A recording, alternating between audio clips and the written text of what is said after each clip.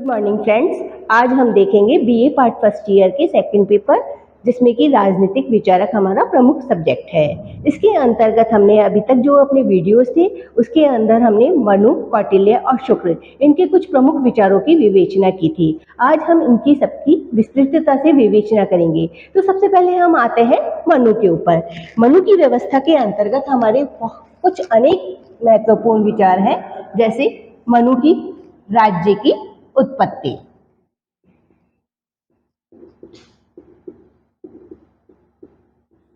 मनु ने अपनी राज्य की उत्पत्ति को दैवीय उत्पत्ति के सिद्धांत के नाम से प्रतिपादित किया। तो फ्रेंड्स, हमारी शुरुआत होती है मनु, जिसमें हमारे सेकंड विचारक कौटिल्य और थर्ड शुक्र, ये तीनों ही जो विचारक हैं हमारे, तीनों विचारक किस कैटेगरी में आते हैं? हमारे परंपरागत विचारक। इन तीनों ने ही हमारी व्यवस्था की शुरुआत की बात की है और हमारा जो फर्स्ट खंड है वो इन्हीं तीनों विचारकों पर कंप्लीट होता है। तो इनके जो प्रमुख विचार हैं, जिसमें हम लेते हैं राज्य की उत्पत्ति। तो सबसे पहले हम बात करेंगे मनु की राज्य की उत्पत्ति की। मनु ने अपनी राज्य की उत्पत्ति के सिद्धांत को दैवीय उत्पत्ति के सिद्धांत के नाम से प्रतिपादित किया, जिसमें 8 लोकपालों के गुणों को लेकर राज्य का प्रतिपादन किया गया है, जिसमें हमारे सबसे प्रमुख है ब्रह्मा, विष्णु, महेश, जो कि हमारे सृष्टि के निर्माता माने जाते हैं। साथ ही यम, कुबेर, सूर्य, अग्नि, इन सबके तत्वों को लेकर एक शासक का निर्माण हुआ, जो कि मनु के नाम से जाना जाता है। तो हमारी इस व्यवस्था के अंतर्गत फ्रेंड्स, मनु ने अपनी राज्य की उत्पत्ति को दैवीय उत्पत्ति के सिद्धांत के नाम से प्रतिपादित किया। इस व्यवस्था की आवश्यकता हमारी क्यों पड़ी? क्योंकि समाज के अंतर्गत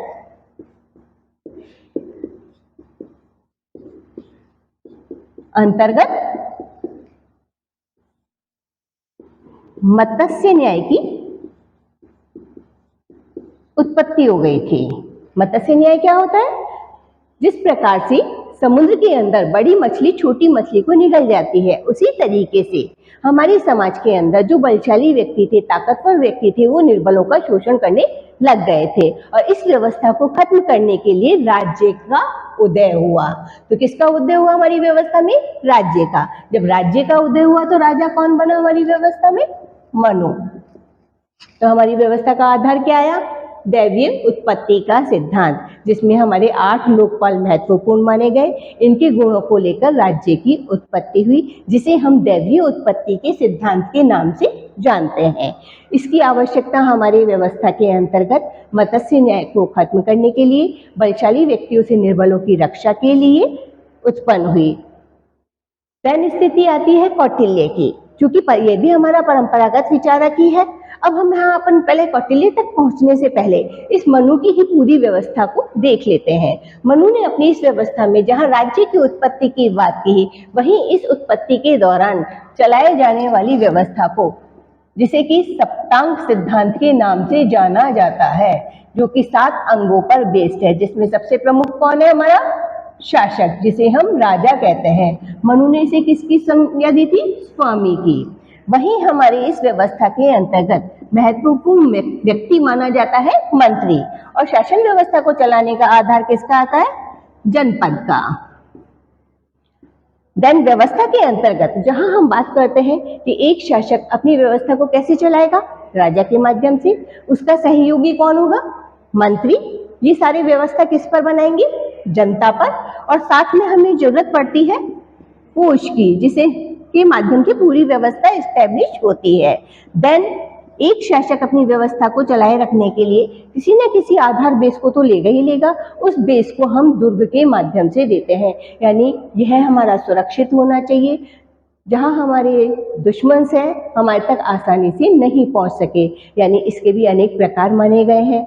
हमारा दुर्ग किस तरीके से हो, किस जगह पर स्थित हो। इसीलिए मनु ने अपनी व्यवस्था में, कौटिल्य ने अपनी व्यवस्था में और शुक्र नीति के अंतर्गत जो व्यवस्था दी गई है, इन तीनों ने ही अपनी व्यवस्था के अंतर्गत दुर्ग के प्रकारों का विवेचन किया है, जिसमें महिदुर्ग यानी एक ऐसा बड़ा दुर्ग जहां पर व्यक्ति आसानी से नहीं पहुंच सके, दुश्मन हमारे तक नहीं पहुंच सके। जहां हमारा गिरी दुर्ग की बात आती है, यानी पहाड़ों के ऊपर स्थित दुर्ग। आज आमेर का अपने किला देखा है, वो क्या है? वो एक ऊंचाई पर ही टिका हुआ है। उस ऊंचाई पर टिके रहने का आधार ही उनका ये है कि उस ऊंचाई से वो नीचे की व्यवस्था को देख सके, जहां से युद्ध में हमारी व्यवस्था को लिया जाना है। अगर कोई दुश्मन हम पर चढ़ाई करता है तो हम किस तरीके से उसे समझेंगे, किस तरीके से उसका निवारण करेंगे। तो ऊपर से हमें आसानी से नीचे दिखाई पड़ सकता है ना, उस दिखाई देने के माध्यम से हम हमारी सारी व्यवस्था को आसानी से सॉल्व कर सकते हैं। इसलिए इस दुर्ग का होना अनिवार्य माना। यानी एक शासक अपनी व्यवस्था को कहाँ पर स्थित करेगा? अपने ऊंचाई पर कर सकता है, जहाँ पठार हो वहां कर सकता है, जहाँ समुद्र हो वहां कर सकता है, जहाँ काफी बड़ा मैदान हो वहां कर सकता है, जिससे कि एक कोई दुश्मन हमारे पास आसानी से नहीं पहुंच सके और वो सुरक्षित हो, क्योंकि अगर शासक सुरक्षित है तो जनता की सुरक्षा कर सकता है। देन स्थिति आती है हमारी इस व्यवस्था के अंतर्गत सेना की, जिसे हम बल के नाम से भी जानते हैं। अब किसी भी शासन व्यवस्था के अंतर्गत सेना का होना अनिवार्य माना जाता है, जिसमें आधार हमारा किसका आता है? दंड का। अब सेना हमारी व्यवस्था करेगी तो हम किस आधार पर चलेंगे? सबसे पहले तो सेना का बलशाली होना। अगर वह अपनी व्यवस्था को सही तरीके से नहीं अपनाती है, अगर अपनी नियम कानूनों का पालन नहीं करती है, तो शासक क्या करे? दंड का प्रावधान हमारी व्यवस्था के अंतर्गत दिया गया है। इस दंड की व्यवस्था को फॉलो करते हुए हर शासक ने अपनी व्यवस्था में इन 6 अंगों के माध्यम से, जो कि किसी भी शासन व्यवस्था के लिए अनिवार्य माने गए हैं, मनु ने, कौटिल्य ने, देन शुक्र ने, इन सारों ने ही इन सब की बात कही है। इन सबका होना शासन व्यवस्था में अनिवार्य माना गया है। तो यानी फ्रेंड्स, हमारे इस सप्तांग सिद्धांत का जो ये बेस है, वो हमारी सारी ही व्यवस्थापक हो गए, जिन्हें कि हम परंपरागत विचारकों के नाम से जानते हैं, सेम माना जाता है। देन आधार आता है आपके मित्र राष्ट्र का और शत्रु राष्ट्र का। ये हमारी कैटेगरी किसको संबोधित करती है? दूसरे देशों के साथ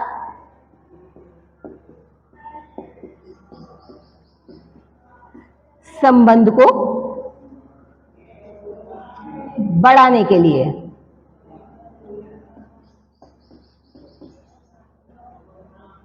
तो फ्रेंड्स, जहां हम मनु की बात करते हैं, मनु ने अपनी राज्य की उत्पत्ति का सिद्धांत पेश किया दैवीय उत्पत्ति के सिद्धांत के नाम से। जहां शासक की आवश्यकता पड़ी मत्स्य न्याय को खत्म करने के लिए, वहीं सप्तांग सिद्धांत के अंतर्गत एक शासक इन सारे ही व्यवस्थापक से होकर गुजरता है, तो वह अपनी शासन व्यवस्था को सही रूप से चला सकता है। अब ये शासन व्यवस्था हमारी मनु की भी रहेगी, कौटिल्य की भी रहेगी और शुक्र की भी रहेगी। तीनों ही विचारक जो कि परंपरागत है, और किसी भी शासक को अपनी व्यवस्था को चलाए रखने के लिए इन तत्वों से होकर गुजरना ही पड़ता है। देन आधार आता है राज्य के कार्य।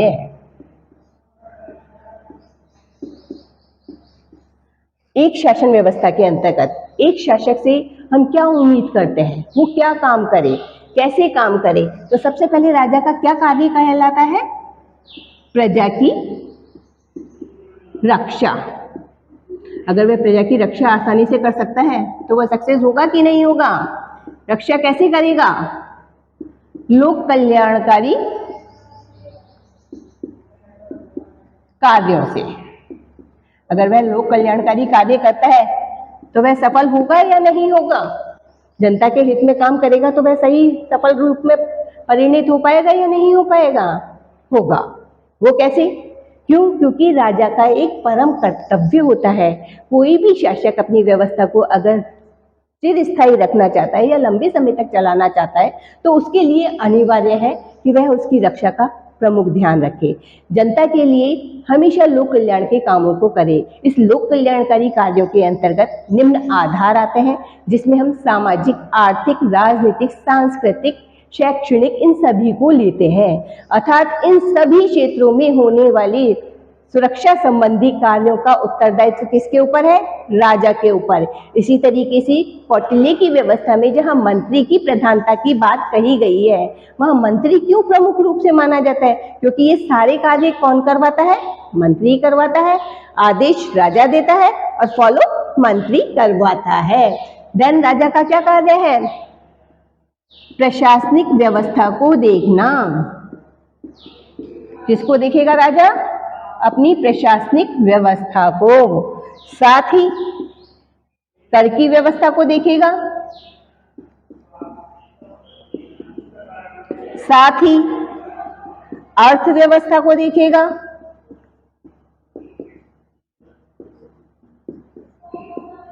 ये राजा के प्रमुख कार्य माने गए हैं।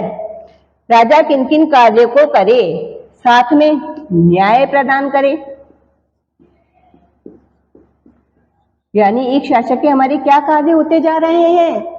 सबसे पहला आधार हमारा आया था राजा की उत्पत्ति का, जो किस रूप में हुई? ईश्वर। ईश्वरीय गुण के आधार पर जो व्यक्ति काम करता है वो कैसे करेगा? प्रजा की रक्षा के लिए करेगा, स्वयं के लिए नहीं करेगा। लोक कल्याणकारी करेगा, जनता के कल्याण के लिए सोचेगा, स्वयं के कल्याण के लिए नहीं सोचेगा। अपने प्रशासन को उचित स्थिति प्रदान करेगा, जिसमें सही नियम कानूनों को बनाएगा। अगर कोई नियम कानून गलत बनते हैं तो उसके लिए दंड का प्रावधान किया गया है। साथ ही अपनी अर्थव्यवस्था को देखेगा। अगर अर्थव्यवस्था सुदृढ़ होगी तभी एक शासक अपनी व्यवस्था में आगे बढ़ सकता है। देन उसको किस आधार पर देखेगा? कर के माध्यम से। यानी हमारे ये सारे आधार किस पर आ रहे हैं? हमारी इस व्यवस्था पर, जिसे हम सप्तांग सिद्धांत कहते हैं। एक राजा के कार्य कहाँ से निकल के आते हैं? उसके सप्तांग सिद्धांत से। शासक चूंकि प्रमुख है तो नियम कानून बना रहा है, मंत्री हमारा उन नियम कानूनों को फॉलो करा रहा है, जो कि हमारी आज की वर्तमान व्यवस्था है। सरकार के 3 अंग, जिसमें हम कार्यपालिका, व्यवस्थापिका और न्यायपालिका को लेते हैं, ये सारे भी इसी काम को कर रहे हैं आज की वर्तमान व्यवस्था में। और पुरानी व्यवस्था में ये सारे कार्य हमारे शासक के द्वारा किए जाते थे। क्लियर? देन स्थिति, ये नियम कानून सारे किसके लिए बना रहे हैं? ये सारे काम किसके लिए कर रहा है? जनता के विकास के लिए। अब कार्य हमारे यहीं से आ गए। कोष यानी कर की व्यवस्था करें, जिसमें अर्थव्यवस्था को सही रूप से निभाए। दुर्ग जो कि सुरक्षित हो, जिससे कि न्याय सही रूप से प्रदान किया जा सके। सेना हमारी बलशाली हो। देन आधार आता है शत्रु और मित्र। फ्रेंड्स, अपने पिछली क्लास के अंतर्गत अपना मंडल सिद्धांत, जो कि शॉर्ट रूप में देखा था, मनु का भी, कौटिल्य का भी और शुक्र का भी, इन तीनों ने ही अपने अंतर्राज्यीय संबंधों के अंतर्गत मंडल सिद्धांत की बात कही थी। तो इस मंडल सिद्धांत के अंतर्गत जो हमारा मेन आधार आता है मित्र और शत्रु का, यही इसका एक बेस बनता है, जो कि हम अभी थोड़ी देर के अंदर इसमें बताएंगे। तो फ्रेंड्स, ये हमारी जो पूरी व्यवस्था निकल कर आई, इससे हमारा एक इम्पॉर्टेंट क्वेश्चन कंप्लीट होता है राजस्थान विश्वविद्यालय के सिलेबस के अनुसार, जिसमें हम मनु की राज्य की उत्पत्ति का सिद्धांत क्या है, इसकी विवेचना करते हैं। अब क्योंकि हमारा ये जो सिद्धांत है, इसका प्रश्न हमारा डायरेक्ट भी आ सकता है कि मनु की राज्य की उत्पत्ति का क्या सिद्धांत है। इस वे में भी पूछा जा सकता है कि सप्तांग सिद्धांत किसे कह सकते हैं, और ये भी आ सकता है कि राजपद के क्या कार्य हैं। यानी हमारा क्वेश्चन किसी भी रूप में पूछा जा सकता है। आंसर हमारी शुरुआत कहाँ से होगी?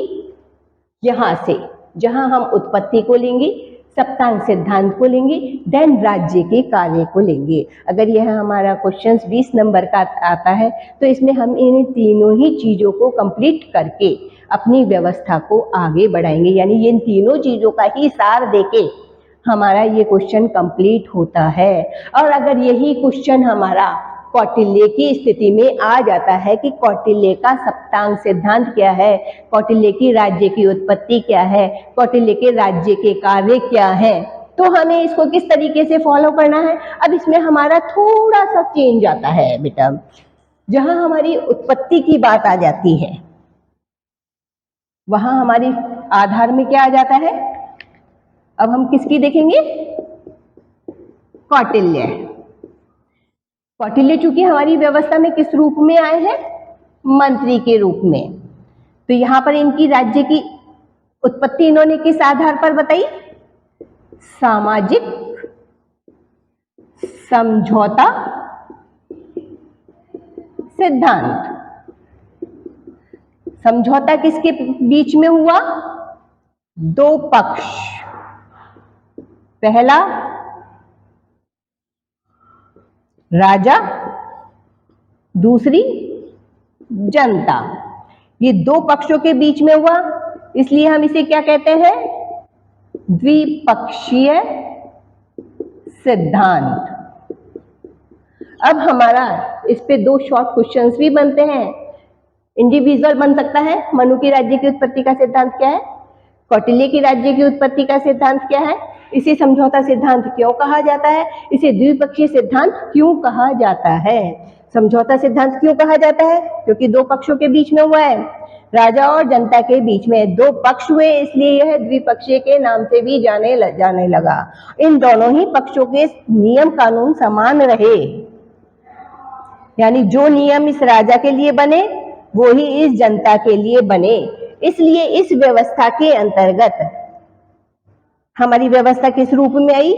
सामाजिक समझौते के रूप में। और जब हमारी सामाजिक समझौते की स्थिति आ जाती है तो हमारी व्यवस्था दोनों तरफ से प्रतिबंधित हो जाती है। जहां मनु की व्यवस्था में सिर्फ नियम जनता के लिए बने थे, वहां जनता और शासक दोनों के लिए बने, जो कि हमारी कौटिल्य की व्यवस्था प्रतिपादित करती है। देन कौटिल्य की व्यवस्था को चलाने के लिए, व्यवस्था तो ये है ही है हमारी जिसमें नियम कानून दोनों के लिए बने, तो आधार हमारी किस रूप में आया? सप्तांग सिद्धांत में। बस अंतर थोड़ा सा क्या आया? सप्तांग सिद्धांत के इस भाग को शासक देन आमात्य, इस आमात्य के नाम से हमारी व्यवस्था में इस मंत्री को जाना जाने लगा। तो मंत्री का आधार किसने लिया? आमात्य ने। देन सारे अंग सेम कार्य करेंगे और व्यवस्था को आगे बढ़ाने के लिए, चूंकि ये सारी व्यवस्था एक शासक के लिए अनिवार्य है, तो ये होना कंपलसरी हो गया। अगर हमने एक क्वेश्चन कंप्लीट किया, एक क्वेश्चन को जाना, तो दूसरे क्वेश्चन का आंसर हमारे पास अपने आप आ गया। अगर हम मनु की राज्य की व्यवस्था को देखते हैं, राज्य की उत्पत्ति की व्यवस्था को देखते हैं, तो सप्तांग सिद्धांत राज्य के कार्य दोनों में सेम है। वहीं कौटिल्य की व्यवस्था को देखते हैं तो कौटिल्य की व्यवस्था के अंतर्गत सिवाय उत्पत्ति को छोड़ के, जो कि समझौता सिद्धांत के नाम से जानी जाती है, कार्य सेम है राज्य के कार्य और उसका सप्तांग सिद्धांत। अब हम बात करते हैं शुक्र की। इस व्यवस्था में हमारा आधार किसका आया? शुक्र का।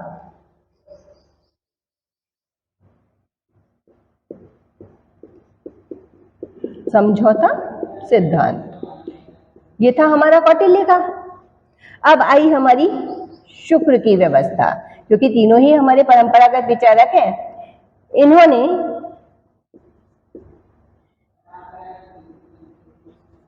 उत्पत्ति का प्रावधान नहीं दिया, प्रावधान नहीं दिया, लेकिन एक जगह पे क्या आशा की कि शासक कार्यों को करने के लिए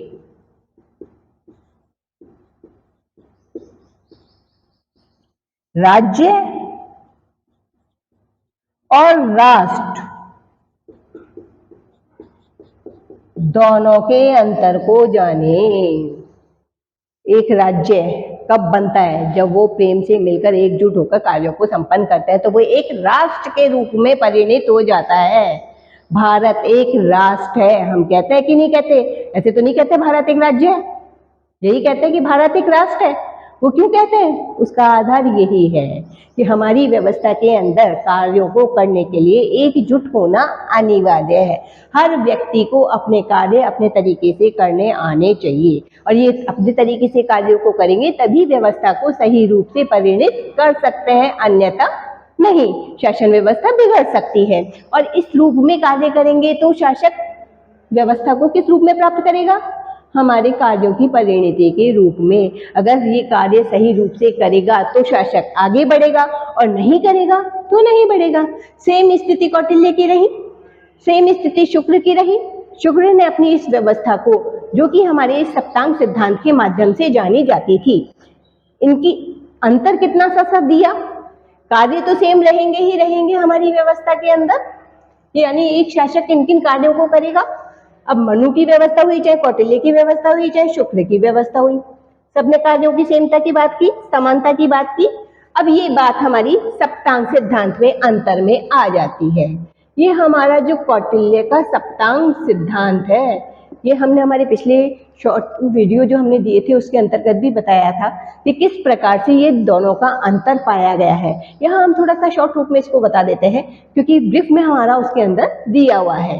इस सप्तांग सिद्धांत को, जो कि कौटिल्य के द्वारा दिया गया, शुक्र ने उदाहरण के तौर पर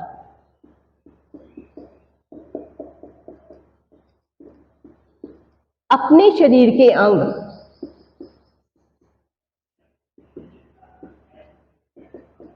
अंगों के माध्यम से इसे प्रतिपादित किया। कैसे?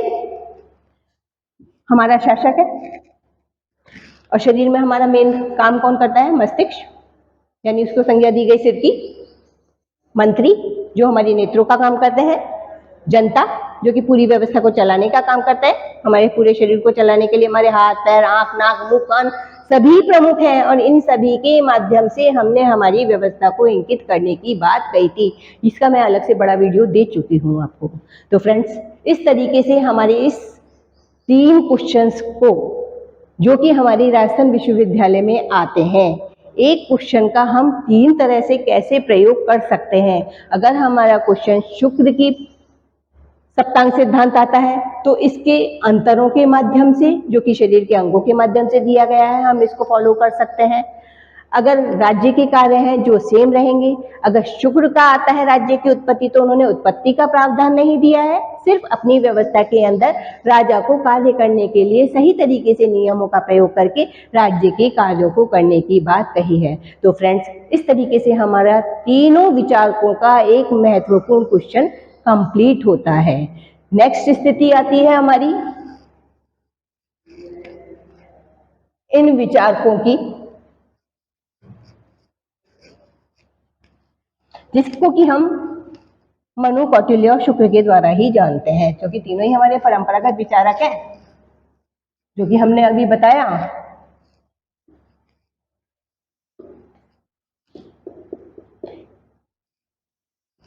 इसकी पूरी हमारी व्यवस्था,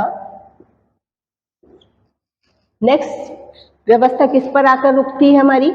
एक शासक कैसे काम करेगा, कैसे व्यवस्था को बनाएगा, कैसे आपका मंडल सिद्धांत मैंने आपके कंपैरिजन में आपको पूर्ण तरह से बताया था, जिनके शॉर्ट वीडियो मैंने आपको दिए थे। आज अभी इस वीडियो के अंतर्गत मैं आपको इसकी थोड़ी ब्रीफनेस बता देती हूँ कि हम कैसे, किस आधार पर इनके मंडल सिद्धांत को या अंतर्राज्यीय संबंध को फॉलो करते हैं। अब सबसे पहली बात तो यह है कि ये हमारा 2 नामों से जाना जाता है, अंतर्राज्यीय संबंध और दूसरा मंडल सिद्धांत। इसका आधार क्या है हमारी व्यवस्था का? मनु ने 12 अवयव बताए,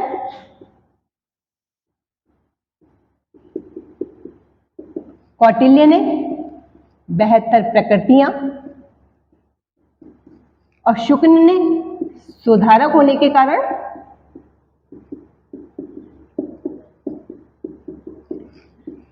प्रावधान नहीं दिया। तो फिर क्या किया इन्होंने? बताया षाडगुण नीति, जिसे हम कहते हैं संधि, विग्रह, यान, आसन, संशय, देन द्विधिभाव और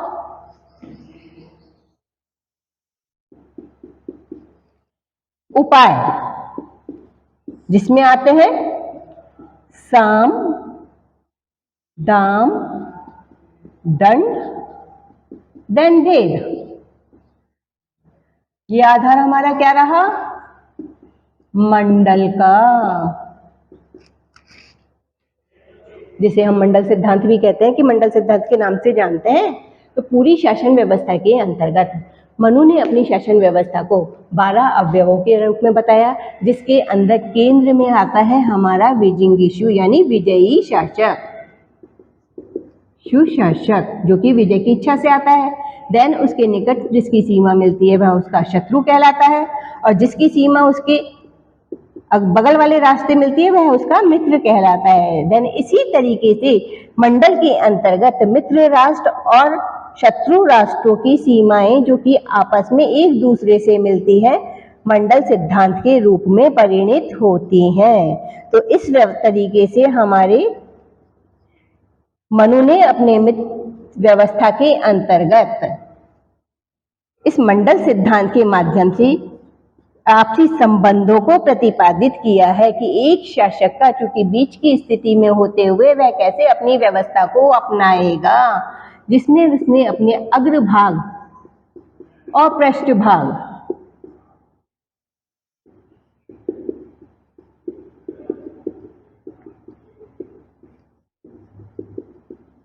जिसको अग्रभाग और पृष्ठभाग के नाम से जाना जाता है, जो कि मंडल के ये वाले भाग कहाँ के हुए, अग्रभाग, ये हुए पृष्ठभाग। इसे मंडल में इस विजिंगीषु के राष्ट्र के करीबी राष्ट्रों के रूप में जाना जाता है, क्योंकि इसकी स्थिति केंद्र में होती है, बीच में होती है, इसीलिए हम इसे विजिंगीषु शासक के नाम से जानते हैं, जिसकी सीमा इनके मित्र राष्ट्रों से मिलती जाती है। ये इनकी व्यवस्था को स्थापित करता है। देन पीछे के राष्ट्रों से जहां मिलती है वहां इसे साथ में 2 राष्ट्र कहलाते हैं, मध्यम और उदासीन। इनकी डिटेल मैंने आपको अलग से शॉर्ट वीडियो के अंतर्गत दे दी है, आप मेरे अन्य वीडियो को देख सकते हैं। इसी तरीके से इन्होंने जो बात की अग्र और पृष्ठभाग की वही कौटिल्य ने अपने इस मंडल सिद्धांत को या अंतर्राज्य संबंध को बढ़ाने के लिए अपनी 72 प्रकृतियों की बात की। ये 72 प्रकृति किस तरीके की हुई, क्योंकि वहां उस समय जनसंख्या बढ़ गई थी, हमारी शासक व्यवस्था का आधार बढ़ गया था, मनुति में कम थी, इसलिए उन्होंने अग्र और पृष्ठ भाग लिए। इन्होंने चारों दिशाओं के माध्यम से इसे बताने की कोशिश की। हमारी चारों दिशाएं पूर्व, पश्चिम, उत्तर और दक्षिण, इन चारों दिशाओं में शासक अपनी सेना का भार रखेगा, को बढ़ाएगा, और किस आधार पर बढ़ाएगा, अपनी 5 द्रव्य प्रकृतियों के माध्यम से, जिसमें हम बल को लेते हैं, सेना को लेते हैं, राजा को लेते हैं, मंत्री को लेते हैं, यानी हमारे सप्तांग सिद्धांत के तत्व आ रहे हैं, और न्याय व्यवस्था को लेते हैं।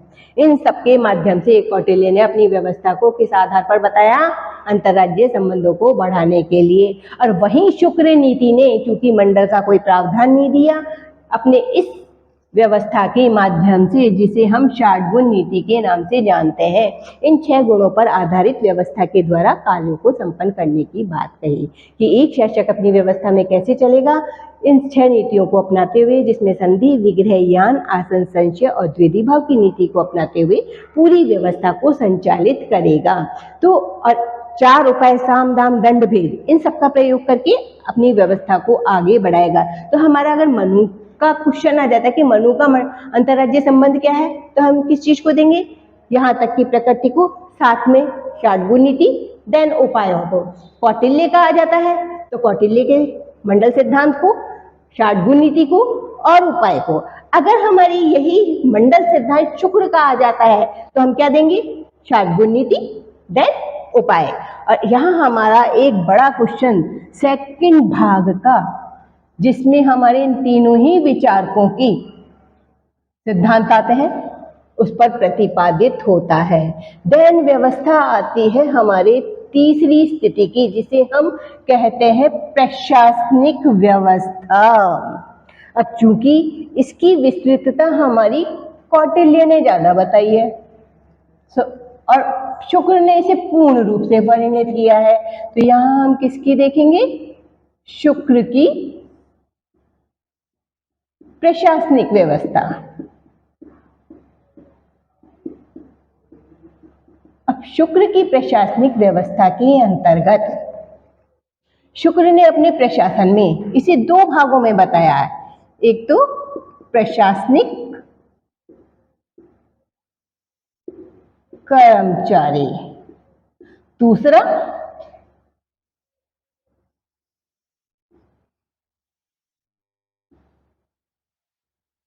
कार्मिक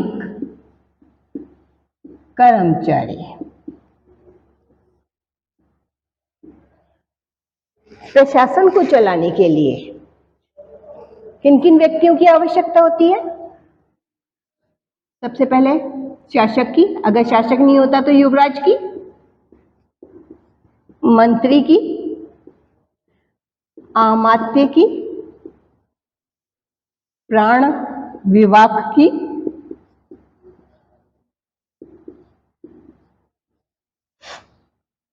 न्यायाधीश की, सेना की,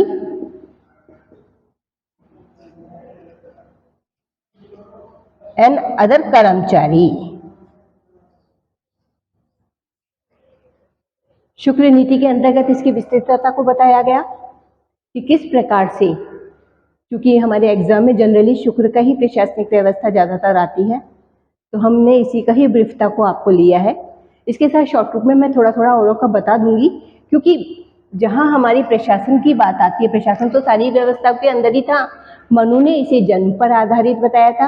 हमारे 4 प्रकार के वर्ण हैं, ब्राह्मण, क्षत्रिय, वैश्य और शूद्र। इन चारों ही वर्णों के आधार पर उनके कार्यों का विभाजन किया गया था। यानी ब्राह्मण का बेटा अपना पूजा पाठ का काम करेगा, वहीं हमारा क्षत्रिय का बेटा हमारे सेना का काम को करेगा, और वहां ये हमारा वैश्य है तो हमारी उत्पादन विषय के कार्यों को देखेगा, और जहां शूद्र है तो वह निम्न कामों को करने के लिए निश्चित था। उसी तरीके से कौटिल्य की व्यवस्था में था। इनके साथ साथ कर्म प्रधान व्यवस्था का चूंकि प्रावधान हो गया था, तो व्यक्ति सीखकर अपनी व्यवस्था को अपना सकता था। जबकि शुक्र नीति के अंतर्गत इन कर्मचारियों को अपने अपने कार्यों का विभाजन करके, क्योंकि युवराज ने किसका आधार लिया? राजा के कार्य देखना, यानी कार्य देखना। मंत्री का क्या काम हो गया? राजा को सही सलाह देना। अमात्य क्या होगा? विश्वास पात्र व्यक्ति। प्राण विभाग मृत्यु का दाता। न्यायाधीश न्याय प्रदान करने वाला। सेना सैनिकों का बल। अन्य कर्मचारी जिसके अंतर्गत हम लेते हैं निम्न कर्मचारियों को। और पुरोहित जिसका काम क्या हुआ? पूजा पाठ कराना। यानी हमारी ये व्यवस्था किस रूप में आई? प्रशासन के अंदर प्रत्येक व्यक्ति के लिए अपना अपना कार्य निश्चित था, उसे अपने कार्यों को संपन्न करना ही पड़ेगा। अब इन कार्यों को कैसे संपन्न किया जाए, प्रत्येक व्यक्ति का अपना कार्य और उन कार्यों का निर्देश देने वाला हमारा शासक, और शासक के द्वारा कार्यों का निरूपण। देन ये आधार आया कार्मिक कर्मचारी। अब ये कार्य कैसे करेंगे? तो हमारे यहाँ जो प्रोसीजर आई वह आई कार्मिक कर्मचारियों के लिए सबसे पहले भर्ती। व्यक्तियों को कैसे लिया जाए, किस आधार पर लिया जाए?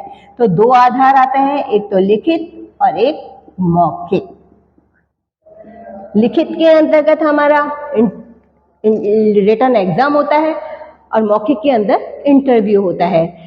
प्राचीन स्थिति के अंदर, चूंकि मनु की स्थिति में तो ये व्यवस्था पहले से ही निर्धारित थी, कौटिल्य ने सीख और जानकर इसको आगे लिया था। शुक्र नीति के अंतर्गत इसका पूर्ण प्रावधान दे दिया गया था कि व्यक्ति की भर्ती किसी भी कार्य के लिए कब की जाएगी। कार्य सारे निर्धारित थे ही, इन पे व्यक्तियों को कैसे लिया जाएगा? जब व्यक्ति उसमें प्रवीण होगा, या तो जन्मजात प्रवीण हो या सीख कर प्रवीण हो, लेकिन अगर वो उसके लिए उत्तरदायी है, काम करने योग्य है, तभी कार्यों को संपन्न करेगा। तो यानी हमारी व्यवस्था का क्या आधार आया? कार्मिक कर्मचारियों को किस प्रोसीजर से हमें लेना होगा, जिसके 2 आधार रहे। भर्ती प्रक्रिया जिसमें लिखित भर्ती और मौखिक भर्ती। अगर हम निम्न कर्मचारी को लेते हैं तो उससे लिखा हुआ के प्रश्न थोड़ी करवाएंगे, अभी अपन RAS IAS का लेते हैं तो उनसे रिटर्न एग्जाम होता है, फिर उनका इंटरव्यू होता है, लेकिन जहाँ हम 4th कर्मचारी को लेंगे तो बातचीत के माध्यम से ही तो लेंगे। तो उस चीज को हम मौखिक भर्ती के अंतर्गत लेते हैं। और IAS RAS अधिकारियों के लिए हमारा जो रिटर्न एग्जाम होता है उसमें जो इंटरव्यू बेस्ड सिस्टम होता है वो मौखिक भर्ती के नाम से जाना जाता है। देन इसके अंतर्गत मेन आधार आता है कि प्रशासन के अंदर जब व्यक्ति कार्य करता है तो वो किस तरीके से करे। तो उसको भर्ती के साथ साथ उसकी पदोन्नति होना जरूरी है। अगर पदोन्नति नहीं होगी तो वह कार्यों को सही रूप से नहीं कर पाएगा। और पदोन्नति के साथ साथ प्रशिक्षण जरूरी है। जब एक शासक किसी कर्मचारी को नियुक्त करता है और अगर उसे वो काम नहीं आ रहा है तो वो क्या करता है, प्रशिक्षित होकर उस कार्य को संपन्न कर सकता है, सीखकर उन कार्यों को संपन्न कर सकता है। तो उसका आधार किस पर आया, प्रशिक्षण पर। इस प्रशिक्षण के साथ साथ हमारी व्यवस्था के अंतर्गत नेक्स्ट आधार किस चीज का आता है, अगर हम व्यक्ति को भर्ती करते हैं उसकी पदोन्नति उसके विकास के लिए जरूरी है। उसे नहीं आता तो कार्य करना जरूरी है जिसे प्रशिक्षण के माध्यम से संपन्न कर सकता है। और जब उसकी सेवा पूरी हो जाती है तो उसके बाद उसका सेवानिवृत्त होना भी अनिवार्य है। यह हमारी गवर्नमेंट सेक्टर के अंतर्गत पाया जाता है। आजकल तो प्राइवेट सेक्टर में भी हो गया है।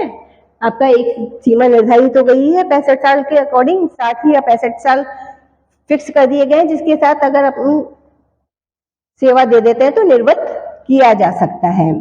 और इसका मूल आधार क्या है सेवानिवृत्ति का, सेवानिवृत्त होने के बाद व्यक्ति नए व्यक्तियों को व्यवस्था में ले और नई टेक्नोलॉजी को अपनाए। लेकिन इसके साथ ही पेंशन की भी व्यवस्था की गई है। वो पेंशन क्यों दी जाती है, जब इस कर्मचारी ने हमारे यहाँ पूरी समय दिया, पूरा कार्य किया, पूरी व्यवस्था को देखा, तो अब हमारी व्यवस्था को सही रूप से चलाने के लिए, कार्यों को करने के लिए, बाद में उसके भविष्य में उसकी परिवार को देखना किसका दायित्व बन जाता है, हमारे शासक का।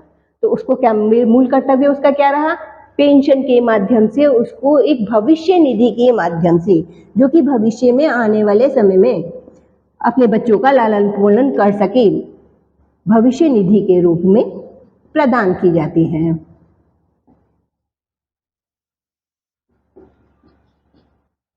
तो फ्रेंड्स, इस प्रकार से एक शासक अपनी प्रशासनिक व्यवस्था को चलाने के लिए इन सारे ही तत्वों से होकर अगर गुजरता है तो वह शासक सही रूप से अपने कार्यों को संपन्न कर सकता है। इस तरीके से हमारा राजस्थान विश्वविद्यालय का फर्स्ट खंड के अंतर्गत, जिसे हम मनु, कौटिल्य और शुक्र के नाम से जानते हैं, 3 इंपॉर्टेंट क्वेश्चंस, जिसमें मनु की राज्य की उत्पत्ति, मनु, कौटिल्य, देन शुक्र की राज्य की उत्पत्ति, तीनों का ही मंडल सिद्धांत और तीनों की ही प्रशासनिक व्यवस्था का हम अवलोकन कैसे कर सकते हैं, थोड़े से समय के अंतर्गत थोड़ी थोड़ी चीज़ों को याद करके, जो उनका डिफरेंस है उनको जान करके हम इस व्यवस्था को देख सकते हैं। Thank you so much.